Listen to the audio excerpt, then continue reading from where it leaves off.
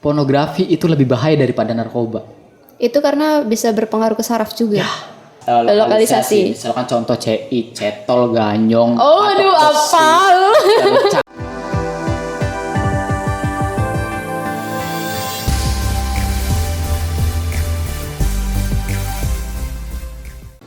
Assalamualaikum warahmatullahi wabarakatuh. Halo sedulur Karang Taruna dimanapun kalian berada. Kembali lagi bersama saya Dewi Ratnasari dalam podcast Kartar Mulia Asri. Nah, pada podcast kali ini kita akan membahas mengenai optimalisasi mengenai pencegahan HIV atau AIDS bagi atau melalui PIK-R atau PIK-R apakah? Pusat Informasi dan Konseling Remaja. Dan pastinya kita kedatangan narasumber yang luar biasa dari tetangga sebelah, yaitu Kang Ade Nur Hafsah, yaitu Kang Ade ini merupakan ketua dari PIK-R Kecamatan Bongas. Apa kabar Kang? Alhamdulillah baik, luar biasa. Baik, luar biasa. Terima kasih Kang sebelumnya sudah menyempatkan waktunya untuk datang jauh-jauh ke sini. Sama-sama. Jadi kebanggaan tersendiri bisa hadir dalam podcast Karang Taruna. Baik, alhamdulillah. Sebelum kita masuk ke tema dalam podcast kali ini, saya mau tanya dulu, Kang Ade Nur Hafsah ini sekolah di mana ya, Kang? Lulusan mana gitu? Lulusan SD Cipedang 2 di Desa Cipedang, terus lanjut pada waktu itu di kecamatan di desa ini di Jayamulya di SMP Negeri 2 Kroya. Lulusan tahun berapa? Lulusan tahun 2015 kalau nggak salah. 2015? Kurang inget, lupa, udah tua kayaknya. Angkatannya Kang Adi. Kang Adi. Oh iya, Kang Adi juga kan anggota Karang Taruna juga. Iya. Berarti kakak kelas saya. Iya kayaknya Mak. Beda 2 tahun kita. 2 tahun. Iya, berarti tua. Saya manggilnya abang-abang dong. Tua banget kayaknya. Abang-abang. Abang-abang. Terus SMA lanjut SMK-nya SMK waktu itu sempet nggak sekolah saya. Hah? 1 bulan saya nggak sekolah karena saya itu 1 bulan? 1 bulan lulus SMP. Teman-teman saya yang lain itu pada daftar di sekolahan ini, sekolahan itu, dan lain sebagainya. Saya nggak mau. Kenapa? Pada waktu itu saya pengen mondok. Cuma orang tua saya, karena dulu orang tua saya pribadi, mondok itu kadang-kadang berpikiran susah cari kerjanya.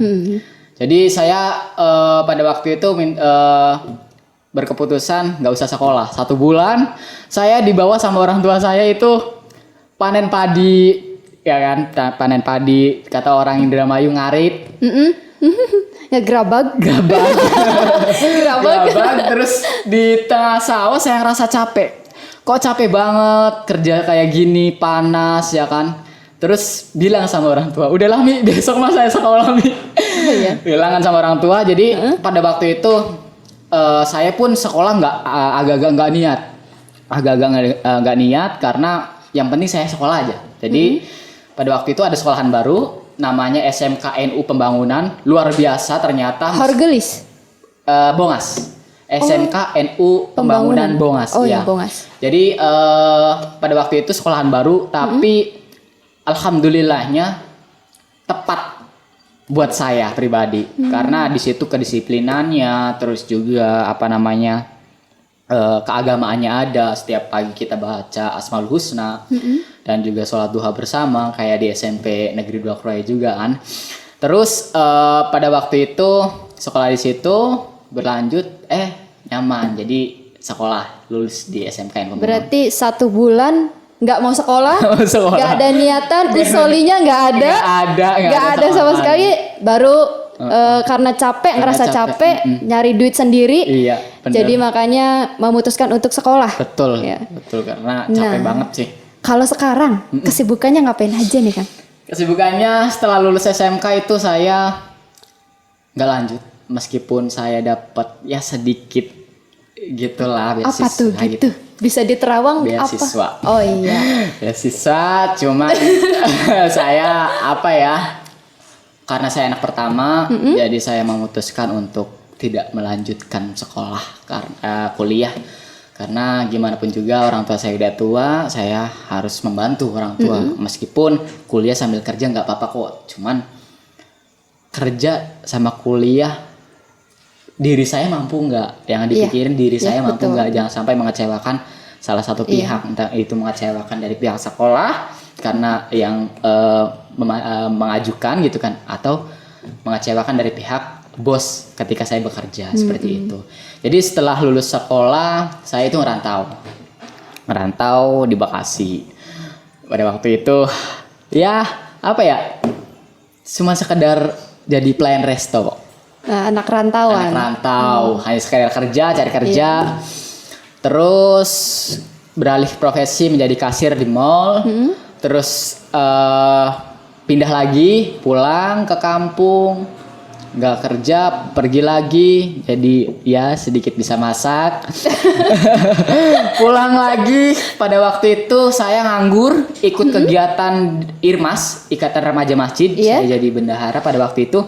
Terus ada salah satu anggotanya, orang tua, dia mempunyai usaha konveksi. Saya ikut jadi tukang potong kain. Saya jadi tukang potong kain beberapa bulan. Terus sebelum itu kerja jadi di Pasar Induk Tangerang, kuli panggul.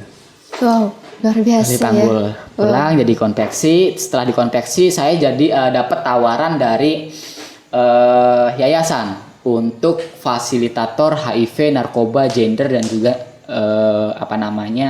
nafsa, kesehatan reproduksi. Dulu saya punya cita-cita kalau nggak Pak Ustadz jadi guru. Kan nyeleneh banget Mbak, padahal sampai sekarang nggak bisa ngaji saya. Kan nyeleneh banget. Cuman karena berpikiran seperti itu, saya pikir lagi secara logika, fasilitator, kayak guru nih. Tertarik kan? Iya. Edukasi anak-anak di sekolah dan sebagainya, sama nih kayak guru. Saya terima lah. Nah dari situlah saya digembleng sama Yayasan Kusuma Bongas. Sebelumnya saya terima kasih kepada Yayasan Kusuma Bongas yang sudah benar-benar menjadikan saya seperti ini. Di situ saya diajarkan tentang yang pertama banget, sosial. Disitulah jiwa sosial saya tumbuh lebih dari yang sebelumnya. Terus juga cara komunikasi saya yang pasti, karena saya dituntut untuk supaya bisa menyampaikan informasi itu supaya teman-teman mudah dicerna. Dan juga yang paling saya bermanfaat sampai sekarang yaitu mental saya terbentuk dari situ. Berarti perjalanan yang sangat panjang banget nih ya.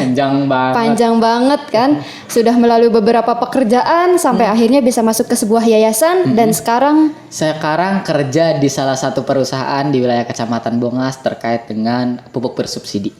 Oh. Jadi adminnya. Iya. Oke. Nah, sedulur Karang Taruna, kali ini kita akan membahas mengenai tentang PIK-R. Pasti nih teman-teman Karang Taruna nih, sedulur Karang Taruna ini banyak banget yang belum tahu apa itu PIK-R. Oke. Saya aja nanya ke teman-teman Kartar di sini nggak ada yang tahu apa itu PIK-R. PIK-R. Apa itu Kang? Sedulur Kartur. Kartar. Kartur Karang Taruna. Kartar dong. Halo sedulur iya. Kartar. Sedulur Kartar. Jadi PIK-R itu sebenarnya suatu organisasi. Adanya salah satu organisasi di pemerintahan, entah itu di desa, kecamatan, kabupaten, provinsi itu ada. Tapi di provinsi itu beda namanya.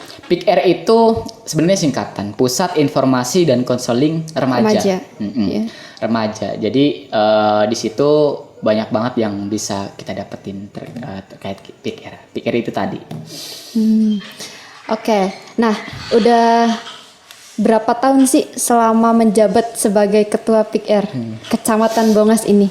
Kalau untuk kecamatan baru 1 tahun kayaknya. 1 tahun. Jalan 2 tahun berarti. Jalan 2 tahun. Iya. Gimana perasaannya menjadi ketua PIK-R? Kalau untuk di kecamatan saya juga belum dapat progres yang banyak ya, karena yang pertama udah mulai sibuk, lain-lain sebagainya. Cuman pada saat itu sebelum masuk ke PIK-R kecamatan itu kosong, saya di PIK R desanya. Saya lebih aktif di PIK R desanya karena yang pertama itu desa saya, yang kedua anggarannya ya maksudnya mintanya gampang kan sama kubu sendiri gitu kan. Oke, orang dalam Orang nih. dalam. Kalau sedangkan sama di kecamatan agak malu kan orang Iya, lain gitu iya. kan. Jadi kalau di desa udah ada beberapa kegiatan yang sudah saya lakukan. Yang pertama yaitu pernah bersih-bersih juga. Penyuluhan narkoba HIV pernah, sama anak-anak sekolah pernah, sama anak-anak komunitas pernah. Terus juga pernah ngelakuin ya lomba-lomba 17-an seperti itu umumnya. Terus juga ada beberapa kegiatan yang lainnya sih. Nah, kalau tujuan dari pembentukan PIK R itu sendiri itu apa? Untuk remajanya sendiri. Apa itu? Ini menurut saya pribadi ya, Iya, karena boleh dong. ada beberapa versi. Iya. Menurut orang lain kan berbeda-berbeda. Jadi menurut saya versinya itu kenapa sih adanya PIK R? Yang pertama karena mungkin tepatnya saya masuk ke PIK R itu yang pertama. Sekarang itu yang namanya pergaulan bebas, kenakalan remaja, dan juga apa namanya ya anak-anak itu udah mulai susah untuk Iya sih, diatur, benar remaja banget ya sih. khususnya. Iya, benar. Jadi masuklah saya. Jadi prinsip saya PIK R itu suatu organisasi yang menampung anak-anak yang mau memberikan aspirasi dan juga mau untuk berkorban untuk sesama remaja. Artinya apa? Di sini kayak khususnya saya pribadi, saya kerja. Cuman kalau misalkan saya kerja aja gak bermanfaat dong di desa gitu. Iya, betul. Saya harus berkorban melalui diri saya sendiri dulu untuk mengedukasi teman-teman remaja yang ada di wilayah saya, khususnya Desa Cipedang. Saya berkorban, it's okay lah saya nyempatin waktu berlelah-lelahan sedikit untuk membagikan ilmu yang saya punya dari yayasan. Dari situlah saya membagikan informasi terkait HIV. Ternyata impact-nya luar biasa. Iya. Manfaatnya banyak. Iya. Dan juga lebih ke negatif, ke arah negatifnya itu lebih sedikit. Yang pertama yaitu tentang HIV. Tahu sendiri kan ya, Ibu Bidan gitu kan. Siapa? Siapa calon bidan siapa? Amin, Mas amin. ya kan. Oke, Kata Mas Roy calon bidan. Amin. Amin. Jadi kan HIV tahu sendiri lah. Iya. Kita nggak bisa nentuin si orang itu kena HIV atau enggak, apalagi kalau misalkan udah konsumsi ARV kan. Ya kan, kita nggak bisa nentuin si orang itu kena HIV, orang itu tidak kalau misalkan tidak di VCT. Iya, betul. Bener kan.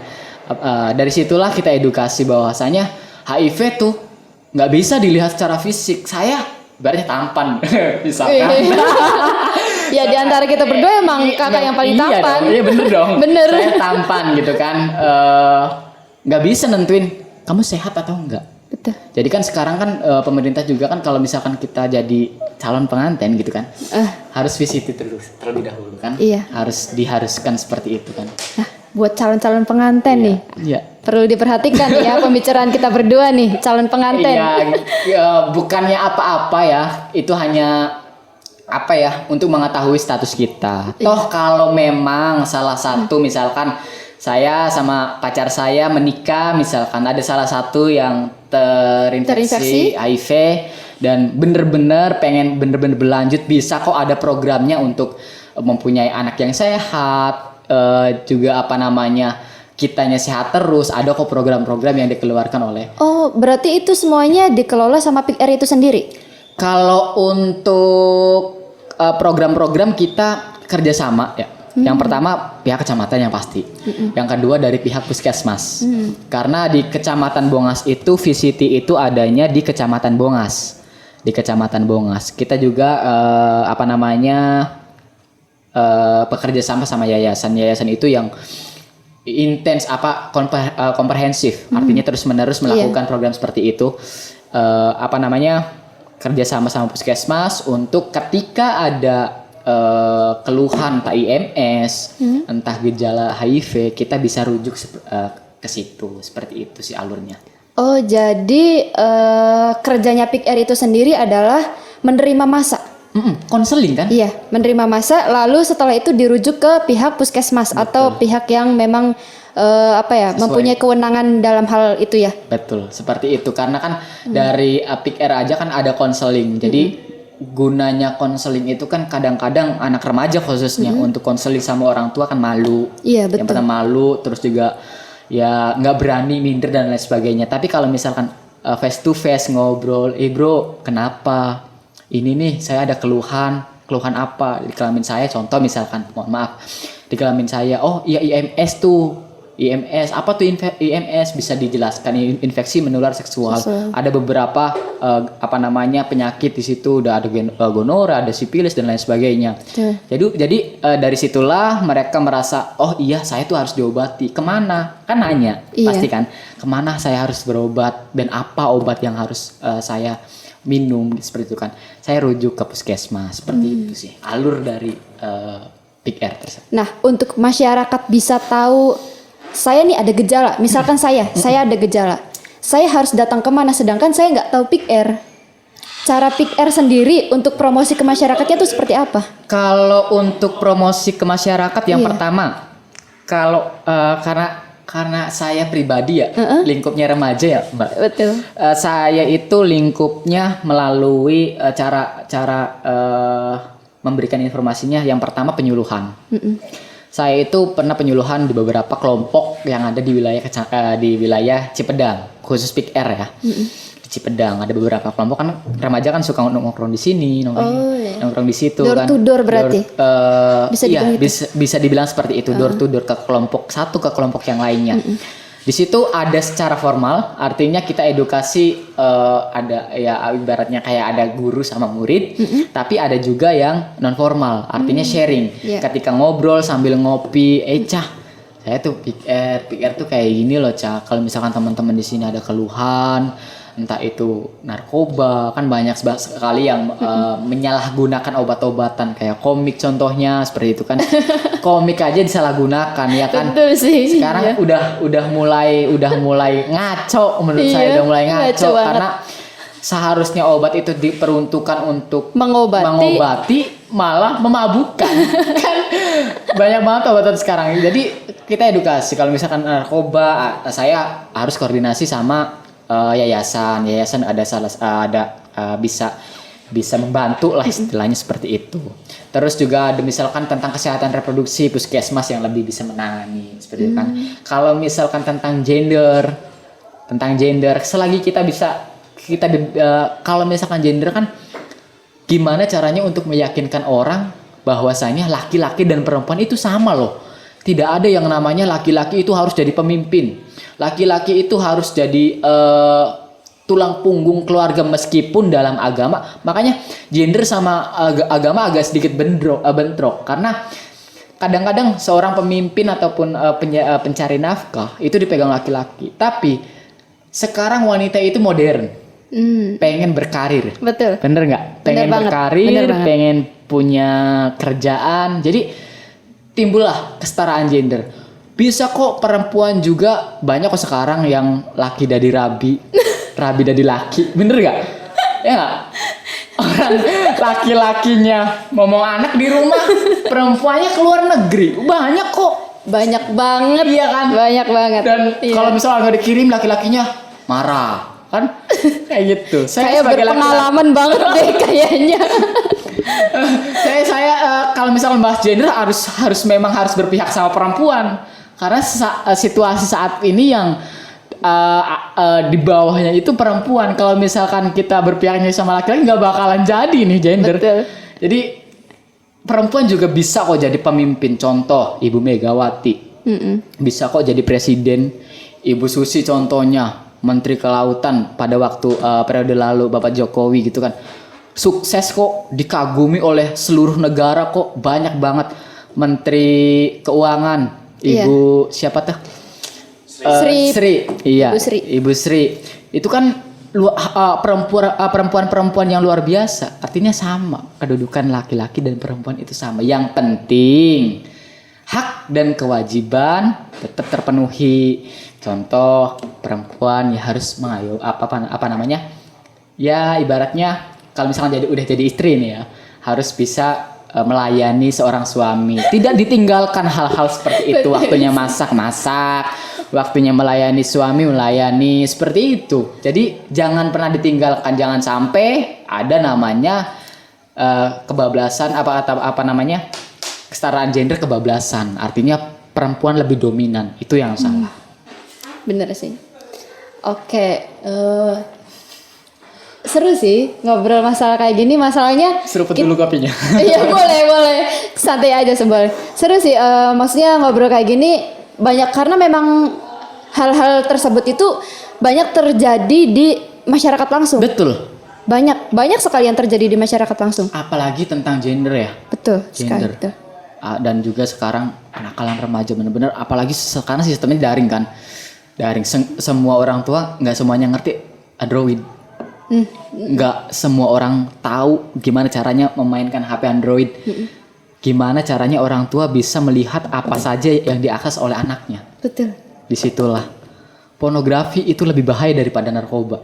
Itu karena bisa berpengaruh ke saraf juga. Ya. Betul. Sekali melihat pornografi ada beberapa saraf yang pecah kan. Iya. Makanya luar Bahaya biasa bahaya. sekali. Jangan. Nah buat sedulur Carter nih ya, apalagi orang tua sekarang itu kan memang ya lagi daring kan. Jangan sampai si anak itu kebablasan dalam bermain Android karena harus tetap dalam pengawasan dari orang tua. Jangan sampai nanti si anak tidak dalam pengawasan orang tua, malah dia kemana-kemana ngelihatnya. Harusnya di pembelajaran yang sudah ada, tapi malah ngelihat seperti pornografi atau video-video yang tidak sepantasnya ditonton oleh anak-anak kecil. Nah, itu kan tadi kan tujuan. Berarti, nah untuk perekrutan anggota PIK R-nya sendiri. Gampang banget. Gimana? Misalkan saya nih mau masuk ke PIK R, gimana tuh? Kalau masuk ke PIK R yang pertama niat. Niat yang pertama karena BCA, Bank Sentral Akhirat. Bank Sentral Akhirat artinya apa? Di sini iya nggak? BCA, Bank Sentral Akhirat. Boleh. Kita jangan berharap lebih lah dari organisasi ini. Contoh lah kayak organisasi kayak gitu. Ngomongnya bisnis Carter juga sama. Juga sama kayak gitu, Carter juga. Pak Ketua ya tolong lah untuk jajannya. Sebenarnya mudah, seperti Carter mungkin. Jadi ketika yang pertama itu niat, yang kedua saya harapkan komitmen. Karena untuk membentuk komitmen suatu remaja atau anak-anak itu susah. Dia itu semangat pada awalnya saja, kesana-sananya mulai. Nah, kita sebelaku ketua, gimana caranya anak ini nyaman di organisasi ini? Entah itu bikin kegiatan, entah itu ya dan sebagainya. Kita gimana caranya aja. Yang pertama itu, yang kedua itu, yang ketiga datang langsung, ikuti kegiatannya. Jangan sampai ketika masuk udah baru beberapa hari udah keluar. Saya sih berpikiran begini, ayo, nggak ada yang namanya masuk keluar. Kalau mau ikut. Kalau mau ikut, ayo bergabung. Di sini nggak ada ketua, nggak ada wakil ketua. Kita sama. Kamu bekerja, saya bekerja, ya kan? Kamu makan, saya makan. Yang penting seperti itu. Kita itu yang penting ketika membentuk suatu organisasi yang harus diperkuat itu kekeluargaan. Karena keuangan tidak memungkinkan. Oke, bener sih ya, benar. Iya. Berarti kayak untuk PIK R sendiri itu sama ya kayak Karang Taruna, ada tingkat-tingkatannya dari desa, kecamatan, kabupaten? Ada. Kan saya awalnya di desa. Setiap desa seharusnya ada. Ada memang. Harusnya ada. Aktif atau tidak aktif itu ada. Misalkan Carter nih, di sini aktif nggak? Saya tanya. Terus terang, PIK R di sini belum ada. Ya. Ya. Sebenarnya harus ada karena anggaran itu ada untuk kegiatan PIK R.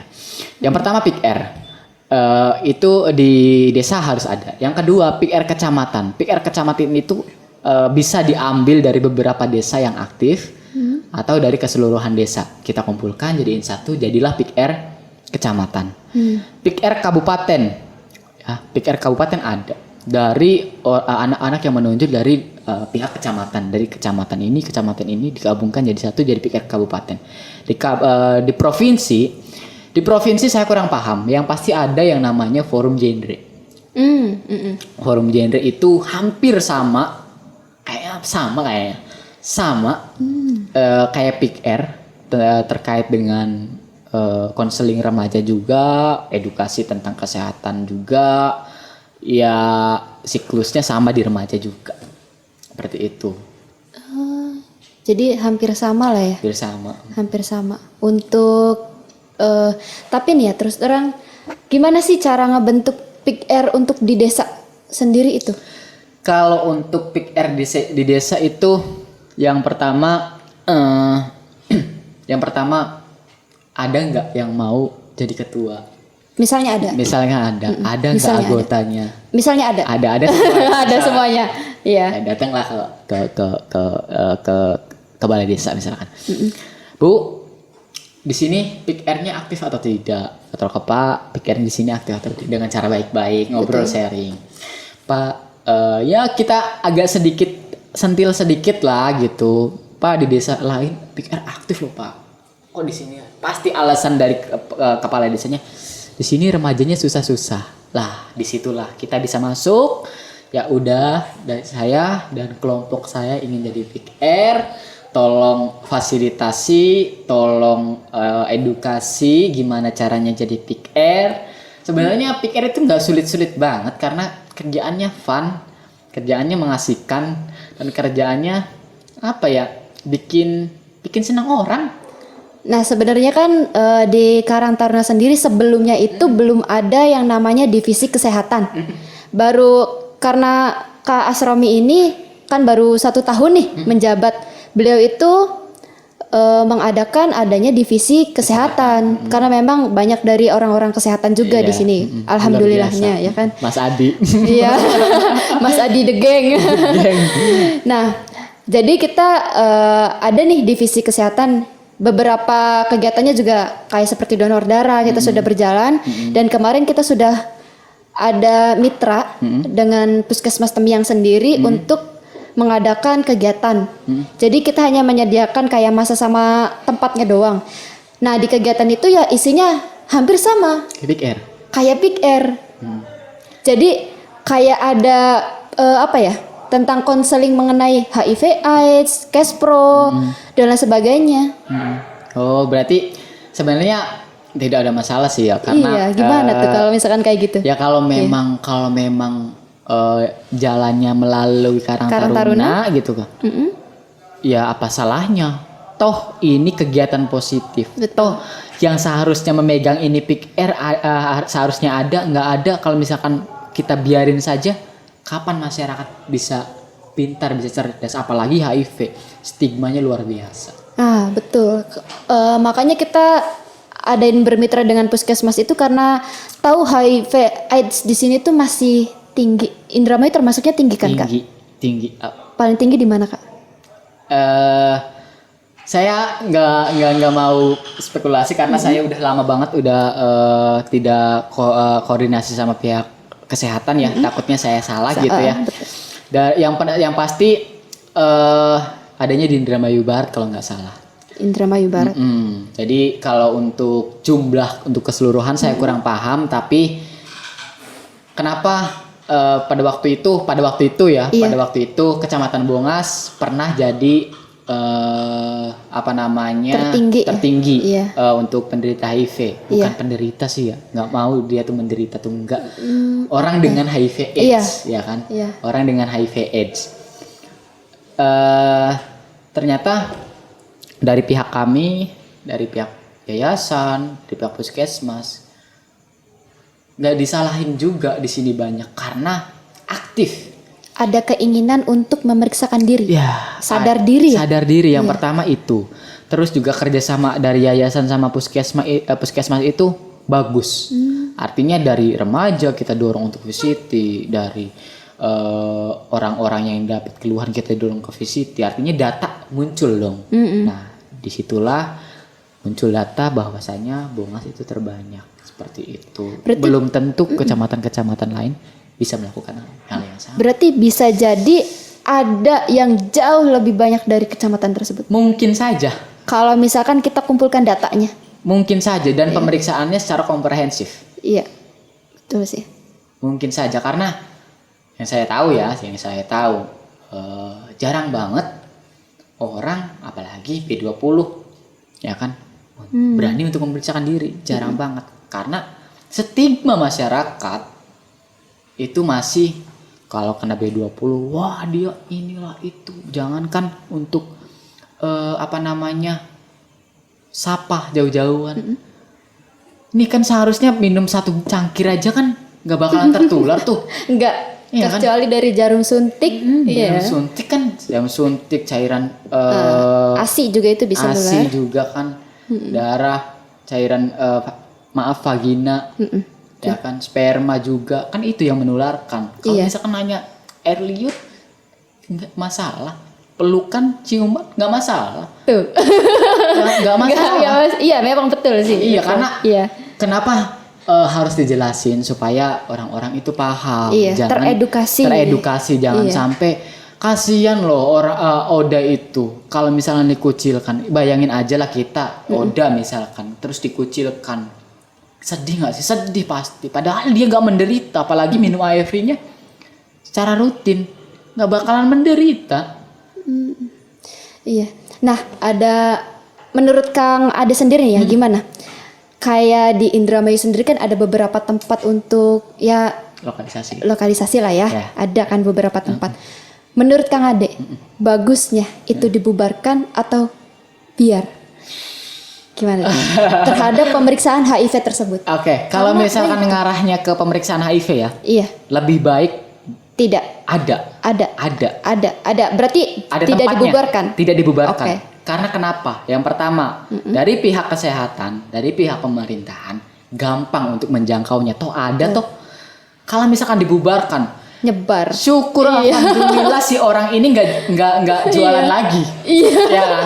Tapi kalau misalkan pakainya online tuh gimana? BO ya. BO. Open BO, aduh. Repot disitulah.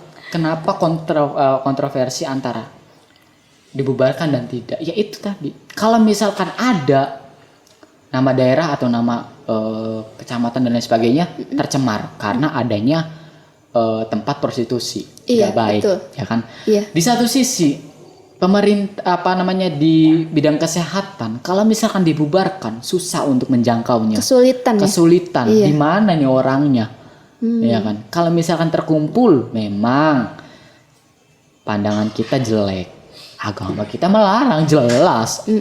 Bahkan PSK pun ketika ditanya kerja kayak gini bener apa enggak, pasti dia jawab enggak. Dia tahu ini enggak bener. Tapi gimana? Mungkin tuntutan ekonomi dan lain sebagainya.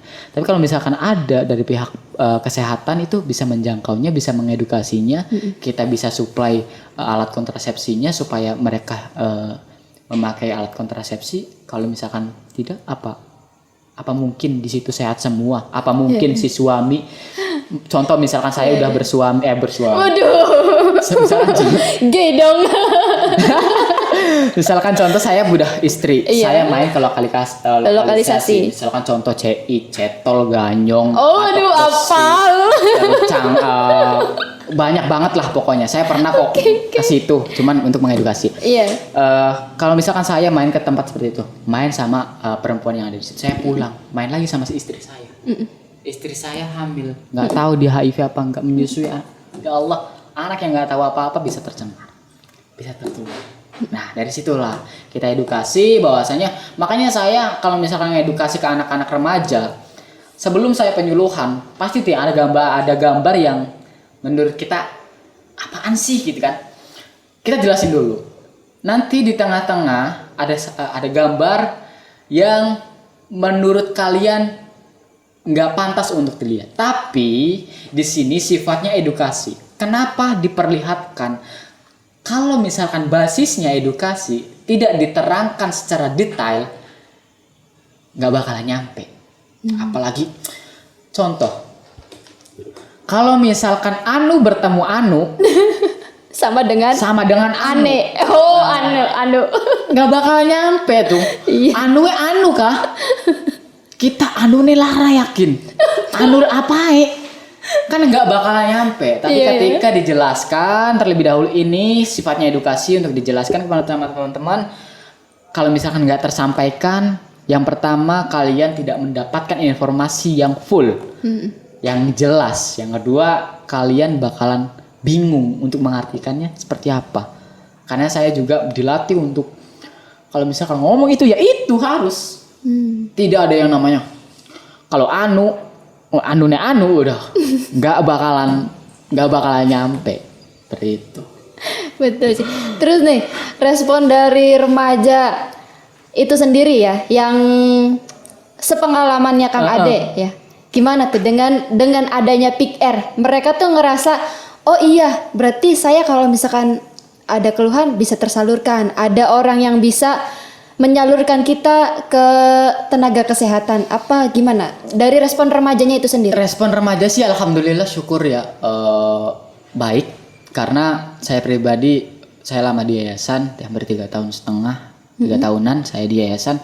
Jadi saya tahu seluk beluknya. Jadi yang bisa saya tanganin kalau misalkan ngobrol curhat, selagi masih saya bisa tangani, saya tangani. Tapi kalau misalkan memang saya nggak bisa nih, saya salurkan. Ada beberapa remaja yang konsul sama saya. Saya juga pernah rujuk yang kena IMS, yang pengen tes VCT. Terus juga yang konsul masalah narkoba, saya pernah nanganin anak-anak ya itu. Artinya apa? Artinya apa yang saya sampaikan sama anak-anak itu atau remaja itu nyampe. Dia nggak malu untuk datang ke saya. Itu poinnya. Keberhasilan kita ketika mengedukasi itu ada timbal baliknya. Betul. Oke nih, terakhir nih. Siap. Pesan untuk remaja Desa Jaya Mulia. Oh, aduh. Dari Pick R itu sendiri. Apa nih dari Kang Ade?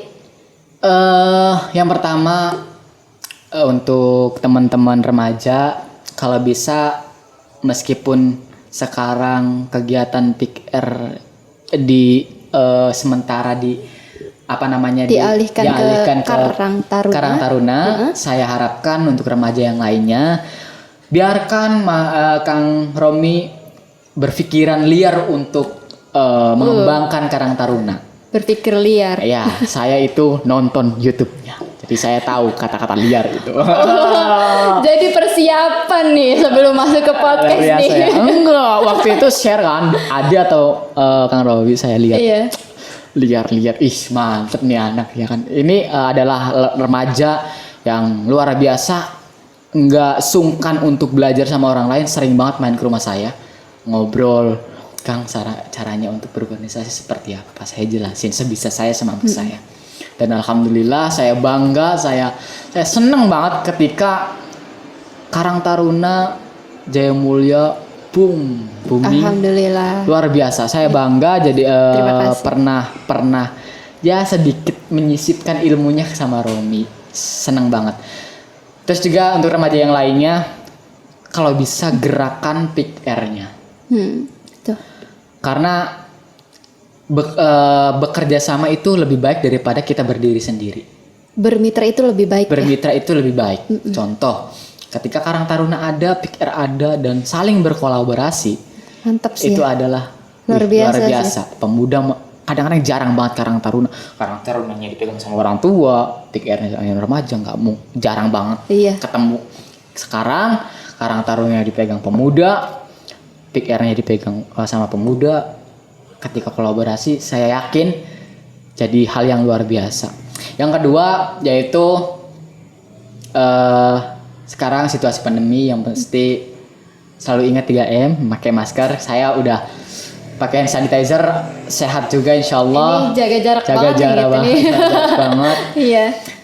Jaga 3M dan juga ketika teman-teman Karang Taruna sementara membackup kegiatan Pick R, entah itu penyuluhan dan lain sebagainya, tolong banget remaja-remaja yang ada di Jaya Mulia ikut serta karena banyak banget yang bisa kita ambil meskipun nggak terasa pada waktu itu, tapi ketika kita ada di luar, ketika kita ingin melakukan sesuatu, kita bakalan berpikir ulang. Oh iya, saya pernah diedukasi masalah HIV.